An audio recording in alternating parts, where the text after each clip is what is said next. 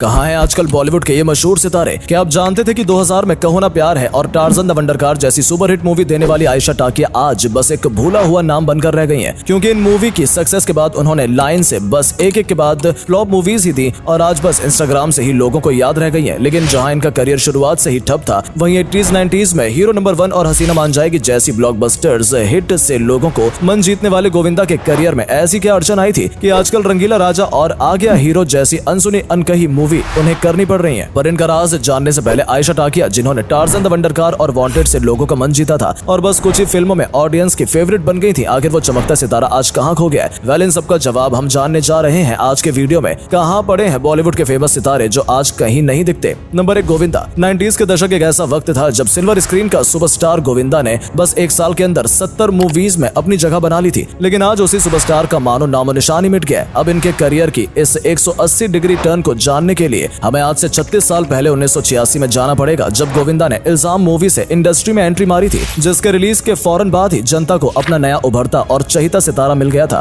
क्योंकि गोविंदा ही वो स्टार थे जिन्होंने बॉलीवुड के रोमांस ड्रामा से भरे स्टीरियोटाइप को पीछे छोड़ के हिंदी सिनेमा को कॉमेडी का बेस्ट दिया था। जहां उन्होंने हीरो नंबर 1 जैसे एक से एक ब्लॉकबस्टर हिट्स दिए, पर अचानक गोविंदा को हीरो से नेता नंबर 1 बनने का शौक चढ़ गया, जिस शौक ने एक तरीके से उनके पूरे करियर को ही बर्बाद कर दिया। क्योंकि 2004 में जनता ने गोविंदा को इलेक्शन तो जितवा दिया, लेकिन वो अपने खुद के ही एजेंडा को हकीकत नहीं बना पाए और इसलिए जब 2008 में उन्होंने फिर से बॉलीवुड में कदम रखने की कोशिश की, तब लोगों ने ऑलरेडी उनको नए स्टाफ से रिप्लेस कर दिया था, जिसका नतीजा साइड रोल्स। पर इस हार के बावजूद उन्होंने 2019 में रंगीला राजा से लोगों का दिल जीतने की कोशिश तो की थी, पर शायद जनता गोविंदा के अंदाज को ऑलरेडी बाय बाय बोल चुकी थी, तभी तो रंगीला राजा भी कुछ खास धमाका नहीं कर पाई। नंबर 2, रिमी सेन। धूम, हंगामा, गोलमाल जैसी सुपरहिट मूवीज में लीडिंग लेडी के कैरेक्टर प्ले करने के बावजूद आखिर रिमी सेन अपने आप को एक फेलियर क्यों मानती है? 2003 में तभी के मशहूर डायरेक्टर प्रियदर्शनी की हिट कॉमेडी हंगामा से बॉलीवुड में कदम रखने वाली रिमी सेन ने दरअसल एक्टिंग में अपनी शुरुआत बस 16 साल की उम्र में बंगाली फिल्म दामू से की थी, जिसके बाद कुछ साल एड्स और मॉडलिंग करने के बाद उन्हें फाइनली हंगामा से अपनी एक्टिंग का टैलेंट दर्शकों को दिखाने का मौका मिला। और इस मूवी के सक्सेस के बाद रिमी ने एक के बाद एक कई हिट मूवीज जैसे गरम मसाला और गोलमाल में अपनी प्रेजेंट से लोगों का दिल जीता। और रिमी के कैरेक्टर्स इन सब मूवीज में एक जैसे ही थे और आगे चलकर भी उन्हें कोई खास रोल्स नहीं मिले।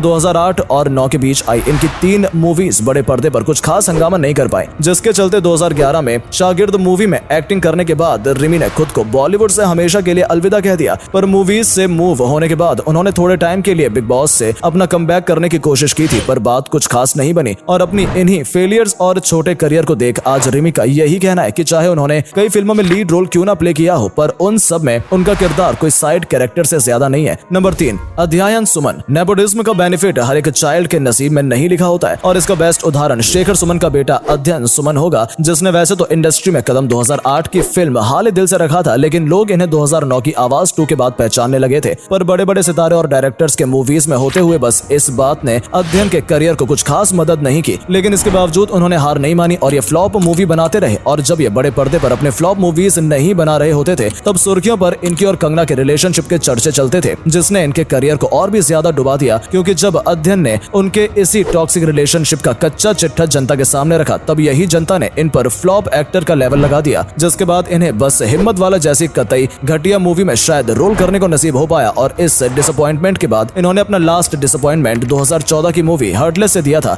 जो मूवी जब अपने 11 करोड़ के बजट के सामने बस 1.8 करोड़ कमा पाई, तब उन्हें फाइनली ये अंदाजा हो गया कि एक्टिंग का कीड़ा उनके अंदर नहीं है, इसलिए आजकल पेट चलाने के लिए ये म्यूजिक इंडस्ट्री में अपनी कला का प्रदर्शन करते हुए नजर आते हैं। नंबर 4, फरदीन खान। क्या आप जानते थे कि फरदीन खान की पहली फिल्म 1998 में रिलीज हुई प्रेम गगन के लिए उन्हें पहला फिल्म फेयर अवार्ड मिला था? पर अनफॉर्चुनेटली इनके करियर और जिंदगी की खुशी बस इस इकलौते अवार्ड से शुरू होकर वहीं खत्म हो गई थी। क्योंकि वैसे तो उन्होंने अपने मूवीज के बाद कई सारे हिट मूवीज में बड़े बड़े सितारों के साथ काम किया था, लेकिन इसके बावजूद वो अपनी खुद की अचीवमेंट को क्रॉस नहीं कर पाए। और अनलाइक अपने पिता फिरोज खान, जिन्होंने अपने टाइम में एक से बढ़कर एक रोल्स किए थे, पर इन्हीं इंडस्ट्री में एक बिलो एवरेज स्टार बनकर रह गए, जिस पर पॉइंटिंग टैग पर सितारे लगाने के लिए 2001 में उन्हें पुलिस ने पाउडर खरीदते हुए रंगे हाथों पकड़ लिया था। और इस इंसिडेंट ने उनके करियर पर हमेशा के लिए एक काला दाग छोड़ दिया, जिस दाग को अपने साथ लेकर उन्होंने 2010 में अपनी आखिरी फिल्म दूल्हा मिल गया में काम किया था। और इस मूवी में मैसिव फ्लॉप के बाद फरदीन एकदम अचानक से इंडस्ट्री में पूरे 12 साल के लिए गायब हो गए। पर 12 साल के ब्रेक के बाद उन्होंने फाइनली बॉलीवुड और एक्टिंग में विस्फोट से अपना कमबैक करने का तय किया। अब फरदीन का 12 साल के लंबे ब्रेक के बाद क्या वो विस्फोट कर पाएगा? आपको क्या लगता है? अपनी राय कमेंट बॉक्स में जरूर बताएं। नंबर 5, राहुल रॉय। 1990 की सुपरहिट रोमांटिक मूवी आशिकी की सक्सेस के बाद मूवी के लीड रोल हीरो ने मानो दुनिया को ही अलविदा बोल दिया था। भले ही मूवी के लीड हीरो राहुल रॉय ने 90s में कई सारी फिल्मों में एक्टिंग की हो, पर आज की जितना स्टारडम और फेम केवल इनकी एक मूवी जुनून ला पाई थी, जिसके बाद इन्होंने एक के बाद एक कई मूवीज तो की, किंतु उनमें से किसी ने भी जनता के मन में अपनी छाप नहीं छोड़ी थी। और इसी फ्लॉप करियर के चलते 90s में राहुल को रोमांटिक मूवी के लीड में डायरेक्ट रोल्स की तरफ शिफ्ट कर दिया गया। पर इसके बावजूद वो फेम कमाने के लिए स्ट्रगल करते रहे, किंतु अनफॉर्चुनेटली उनकी बहुत सी मूवीज को थिएटर तक पहुंचना नसीब नहीं हो पाया। और ये सब डाउन पोस्ट के चलते आज जनता उन्हें इकलौती ब्लॉकबस्टर आशिकी की और बिग बॉस 1 के विनर के तौर पर ही पहचानते हैं। नंबर 6, जायद खान। वैसे तो जायद खान को लोग सबसे ज्यादा मैं हूं ना में SRK के छोटे भाई लकी के नाम से जानते हैं, लेकिन बॉलीवुड में अपना नाम एस्टेब्लिश करने के मामले में जायद बिल्कुल भी लकी नहीं रहे हैं, क्योंकि दुनिया भर के लफंगे बेटों का रिफ्लेक्शन लकी बनने से पहले जायद ने 2003 में बॉलीवुड में चुरा लिया है तुमने से एंट्री मारी थी, जिसके लिए उनको फिल्म फेयर अवार्ड्स में नॉमिनेट तक किया गया था। और इसी मूवी के चलते उन्हें मैं हूं ना में भी काम करने का मौका मिला, जिसकी सक्सेस का हाथ कामकाज जायद ने कई मूवीज जैसे 10, युवराज और ब्लू में काम किया, पर इन फिल्मों ने कुछ खास धमाका नहीं किया, जिसके चलते एक्टिंग को साइड में रखकर उन्होंने 2011 में बॉर्न फ्री एंटरटेनमेंट शुरू करके प्रोडक्शन में अपना लग आजमाया। पर जायद के लिए ये भी एक बड़ा फेलियर साबित हुआ, क्योंकि कंपनी की पहली मूवी लव ब्रेकअप जिंदगी के दरवाजे पर जनता और क्रिटिक्स ने फ्लॉप का साइन लगा दिया, जिसके बाद जनता ने उनको बड़े पर्दे पर लास्ट 2015 की फिल्म में शराफत गई तेल लेने में देखा था। और जब ये भी लोगों का दिल नहीं जीत पाई, तब उन्होंने 2017 में हासिल से टीवी के स्क्रीन पे एंट्री मारने का ट्राई किया, लेकिन लाइक ऑलवेज हासिल से भी जायद को कुछ खास हासिल नहीं हो पाया। और आजकल एक्टिंग चेकिंग का ये जनाब बस इंस्टाग्राम पर नजर आते हैं। नंबर 7, आयशा टाकिया। क्या आप जानते थे कि बॉलीवुड में शाहिद कपूर और आयशा टाकिया ने एक साथ कदम रखे थे, लेकिन एक तरफ जहां शायद अपने करियर में काफी सफल और आगे बढ़ गए हैं, वहीं आयशा टाकिया का नाम शायद ही किसी को याद होगा। अब आयशा ने एड और फागुनी पाठक के म्यूजिक वीडियो में काम करके इंडस्ट्री में एंट्री तो मार ली थी, पर उन्हें अपना 2004 की film Tarzan the wonder car से मिली जो सक्सेस